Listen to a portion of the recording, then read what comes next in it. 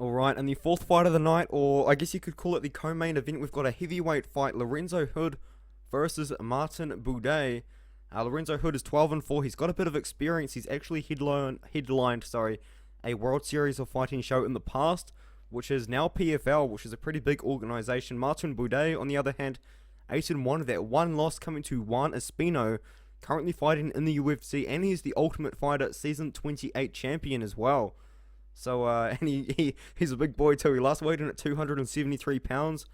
He's probably going to have to cut a little bit of weight for this one. He's going to have to weigh in below 266 fights, 266 pounds anyway. So, let's get into Lorenzo Hood. The most recent level of competition Lorenzo Hood has been fighting, it really does concern me. He has, as I said, headlined that World Series of Fighting event in the past.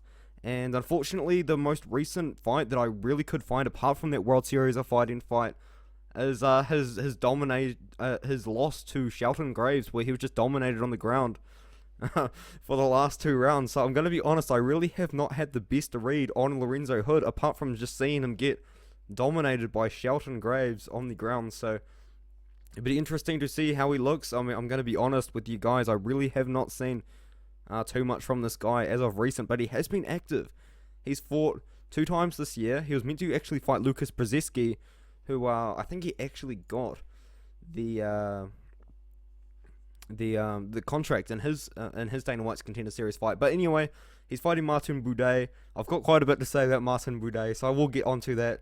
Once again, his only loss coming to Juan Espino in 2017. Not too bad considering Juan Espino, he's had a pretty successful career.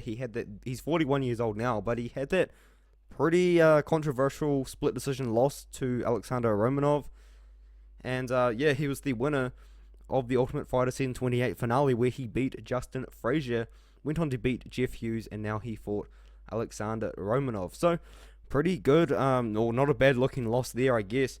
And to start talking about Martin Buday, he's 8-1, that one loss coming to Ultimate Fighter Season 28 winner Juan Espino, and he was meant to actually fight Hugo Canha, but Hugo Canha withdrew, and Lorenzo has now stepped in. I guess they've kind of swapped the fights around with that Lucas Brzezinski fight falling out as well. So on the feet, Buday is actually very patient with his strikes. He's always looking for a big shot.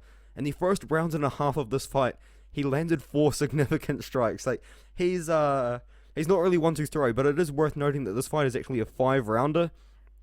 This is the finish here, but if I'm actually really worried that this fight will get copyright striked because it's octagon, but well, hopefully it goes alright. But he doesn't not mind just being patient with his strikes. He's very boxing orientated as well.